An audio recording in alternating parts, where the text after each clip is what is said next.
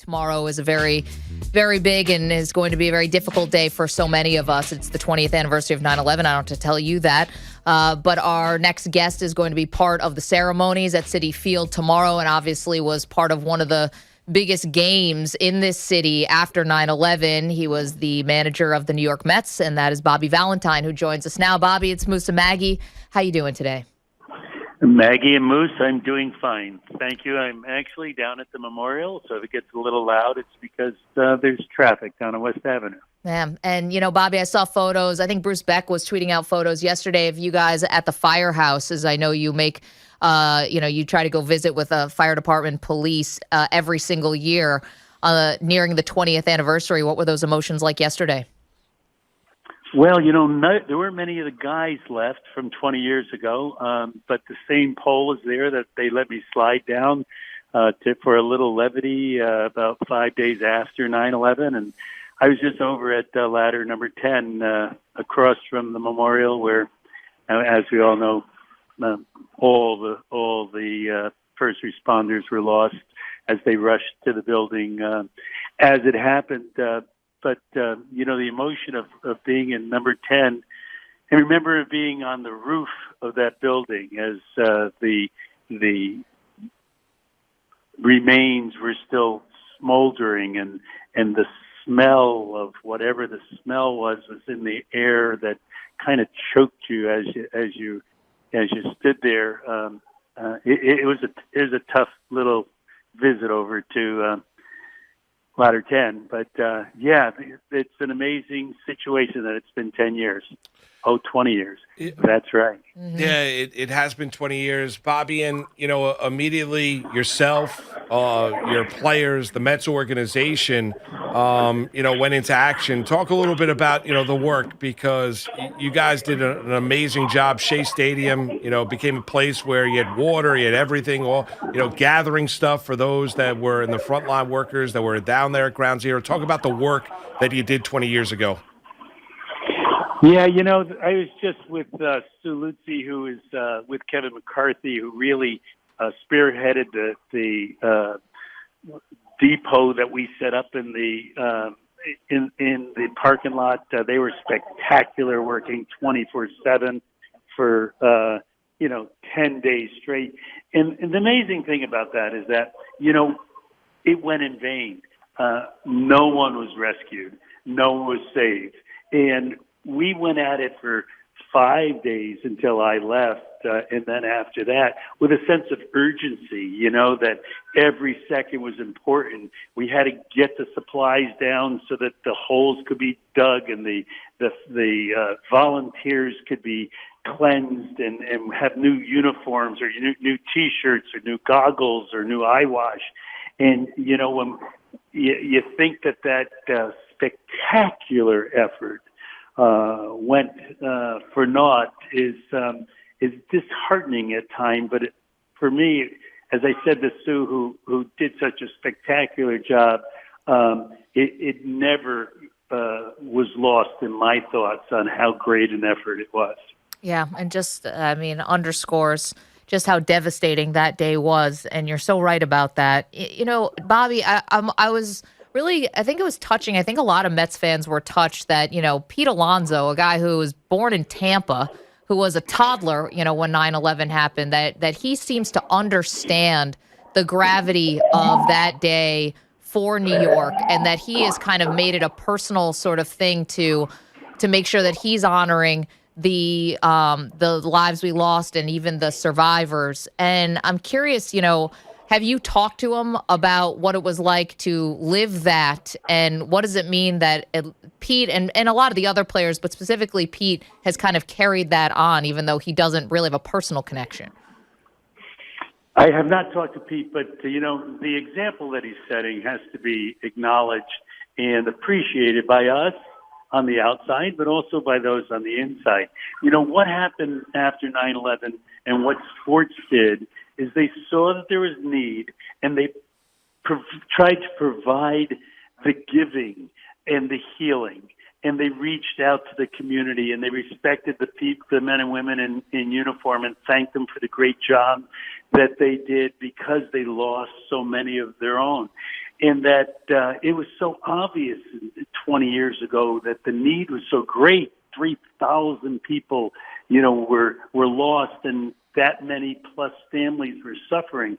But there's still great need today, not only with those who were associated with that horrific day in our history, but also in all of our communities, and those baseball players who are looked up to, who are heroes in the eyes of so many, need to continue to be heroic and do heroic things of giving. And I think Pete sets a great example for that.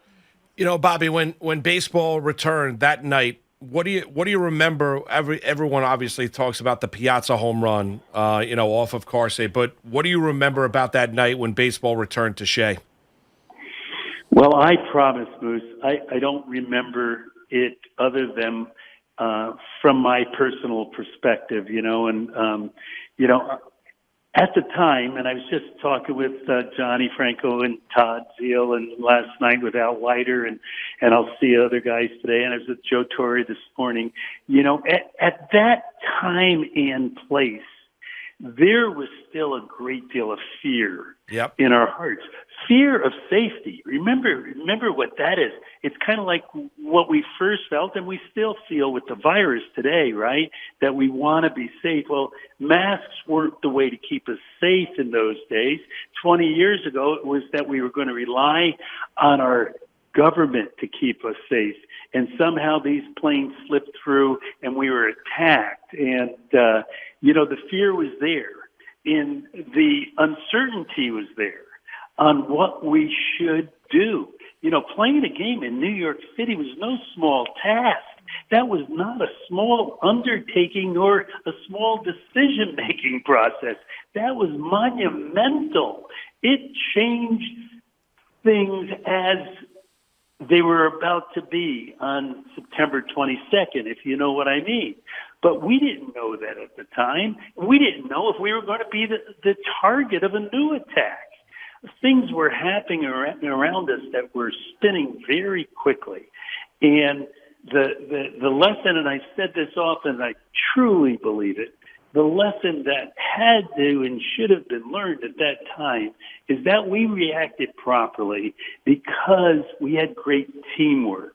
Everyone was working together. And the way you establish teamwork is with trust and leadership. And at that time, we had really good trust in our leadership. We were leaning on us to protect us against the next plane that might come to our shores. And we succeeded in healing. And right now, we don't have the trust in leadership, and therefore we don't have the teamwork that we need. And I don't want to get philosophical, but you could see it in every team when they have the trust or they don't have the trust, and you could see it in society when they have the trust or they don't have the trust. Teamwork is the key. Bobby, we had Mark DeRosa on yesterday. I asked, and he was obviously on the Atlanta Braves that night. I asked him, what did Bobby Cox say to the team before the game? He said, really not all that much. Bobby, you had great communication, a lot of veteran players on that Met team. Do you remember, what you said before that game that night out at Shea against the Braves? Well, I remember before we left for Pittsburgh, I went in from the parking lot, and everyone was there. We had our first practice, and I said, guys, how about we all donate a day's salary to those who are in need? And everyone put up their hand without a thought, including the clubhouse guys, the trainers, and everyone who was in the room. And we went to Pittsburgh, and there were a lot of individual conversations about families and safeties and decision-making process. But by the time we got back to New York, there was no need for a conversation in the clubhouse. I got there early. I saw the men in fatigues, the women in fatigues, the long rifles and the machine guns and the sniffing dogs, and I felt that we were not only doing the right thing, but we were going to be safe even if something crazy was going to happen. And, the guys felt the same thing. The trepidation was there. I mean, there was the fear that we're doing the wrong thing and there was the fear that something bad would happen. And God bless America and those people who made great decisions at that time, that nothing bad happened, and the good guys prevailed. Bobby, what do you think the emotions are going to be like tomorrow when you're throwing out that pitch to Joe Torre? Well, I think maybe the Yankees didn't like the fact that Joe was going to be the catcher and I was the pitcher, so we're both going to throw out the first pitch. Okay. I think that's what I heard lately. Even though I was with Joe this morning and he said, "Heck, the last time I tried to throw something, it went about 20 feet. I only throw my socks for my dog to fetch now." So hopefully he'll get in the backyard today and throw a couple. Loosen up that arm. Loosen up that arm a little bit, Bobby. Yeah, no, I respect Joe so much. I'll throw from wherever he needs to throw it from. But, there's going to be a lot of emotion. Gosh darn. As I said, down here, over at the firehouses, even though you're not seeing the same faces, very often you see the same look in the eyes of the people who are here, that look of sadness and melancholy and wonderment, of what was it really like. I mean, that day was so incredibly horrific and different than anything I hope we ever have to experience again. We'll live on, and those emotions will be prevalent tomorrow. No question. It's going to be a very, very emotional day. Amazing that it's been 20 years, Bobby. And we're talking to Bobby Valentine, manager of the Mets, when baseball returned to New York City, the big home run by Mike Piazza. And, Bobby, I'll ask you about that because I know you've been asked about it a million times, but that night Mike was an unbelievably big moment player. He really was, and showed it here in New York, and Met fans that love him and adore him and wish he had won a World Series. But that night, that moment when Piazza hits that home run, what do you think about most about that moment for Piazza and for really this city? Well, it's been said over and over again, but how it was. You still there? Yep, we're with you. Good.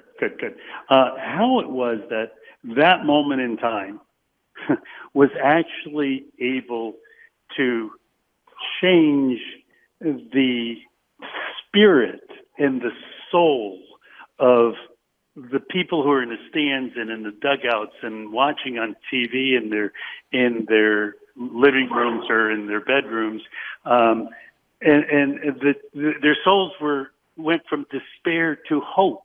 Yep. It didn't necessarily give us joy in the way of total celebration. It gave us the feeling of joy that we could have hope, that things could be normal again, that we could smile in public and hug the person next to us who is crying because they were happy rather than crying because they were sad. That happened in a moment in time. And I don't know how it happened. And I am so glad that it happened. And I'm so proud to say that I was in uniform at that time and saw it and heard it firsthand. It was spectacular. Bobby, can't thank you enough for your time today. Thank you, Bobby. And we know tomorrow's going to be very emotional. We know it's been an emotional week. Hell, it's been an emotional 20 years. But definitely appreciate you sharing your thoughts with us, and we'll talk to you again soon. Thanks, Maggie. Thanks, Miss. You got it, Bobby. Stay safe. Thank Bye-bye. you. You Same as well. to you.